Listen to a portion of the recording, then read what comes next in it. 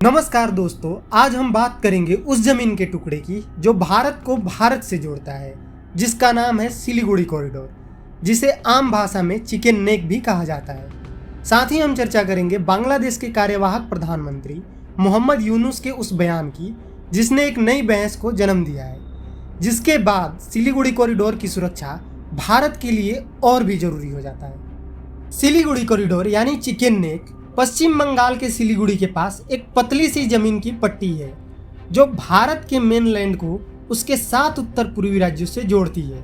यह पट्टी सिर्फ 20 से 22 किलोमीटर चौड़ी तथा 60 किलोमीटर लंबी है। इसके एक तरफ नेपाल और भूटान है तो दूसरी तरफ बांग्लादेश है।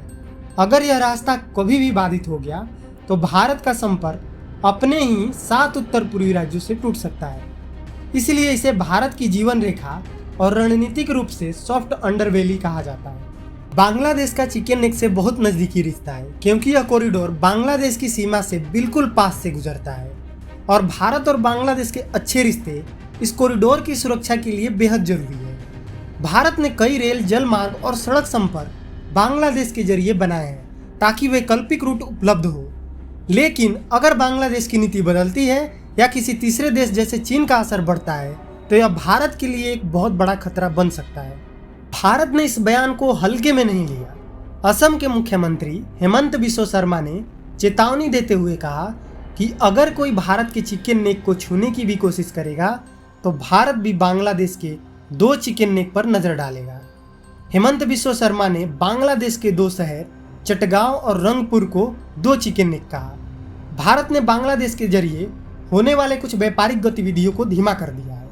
साथ ही म्यांमार के जरिए वैकल्पिक संपर्क पर काम तेजी से जारी है। दरअसल हाल ही में कुछ चीनी अधिकारियों ने बांग्लादेश के लाल मोनिर हाट एयरबेस का दौरा किया था, जो अंग्रेजों के ज़माने का है और द्वितीय विश्व युद्ध में बहुत सक्रिय था। बांग्लादेश इसे चीन की मदद से फिर से शुरू करना चाहता है।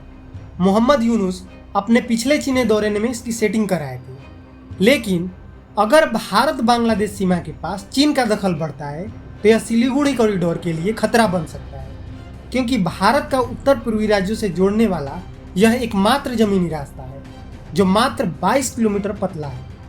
यह एयरबेस अभी बांग्लादेशी वायुसेना के कंट्रोल में है और दशकों से बंद पड़ा है।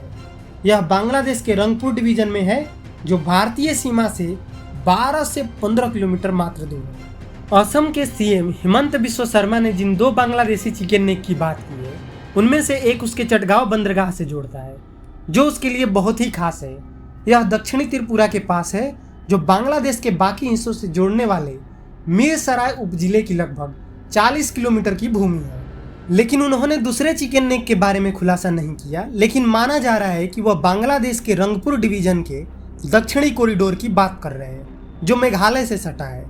बांग्लादेश का दूसरा संभावित चिकन नेक दक्षिणी पश्चिमी गारो हिल से पश्चिम बंगाल में दक्षिण दिनाजपुर तथा बांग्लादेश के रंगपुर डिवीजन को बाकी हिस्सों से जोड़ता है, जो करीब 90 किलोमीटर का है।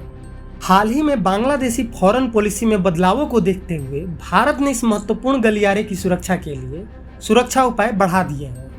भारतीय सेना ने इस कॉरिडोर को अपने सबसे मजबूत रक्षा पट्टी बताया है। इस चिकन नेक के जरिए चुंबी घाटी में चीन पर नजर रखने में काफ़ी मदद मिलती है। सुरक्षा के लिहाज से भारत को बड़ी रणनीतिक बढ़त इस इलाके में मिली है। चिकन नेक के आसपास असम राइफल, बीएसएफ सेना और पश्चिम बंगाल पुलिस तैनात रहती है। लेकिन इसकी सुरक्षा का अहम जिम्मा त्रिशक्ति कोर, जिसे 33 कोर कहते हैं, सेना अपनी उन्नत सैन्य तैयारियों के माध्यम से किसी भी संभावित खतरे का मुकाबला करने के लिए पूरी तरह से तैयार है। सेना की त्रिशक्ति कोर का मुख्यालय इसी कॉरिडोर के पास सुकना में है, जो इस क्षेत्र की सुरक्षा में महत्वपूर्ण भूमिका निभाता है। यह कोर अत्याधुनिक हथियारों से लैस है। इसमें राफेल, ब्रह्मोस मिसाइल और उन्नत वायु रक्षा प्रणाली शामिल है। सिलीगुड़ी कॉरिडोर भारत की भौगोलिक, सामरिक और राजनीतिक दृष्टि से एक नाड़ी जैसा है।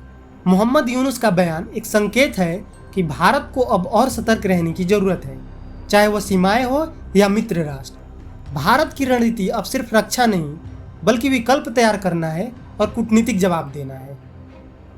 अगर आपको ये वीडियो जानकारीपूर्ण लगी तो लाइक, शेयर एंड सब्सक्राइब करें और कमेंट में बताएं कि आप भारत की रणनीति को लेकर क्या सोचते हैं।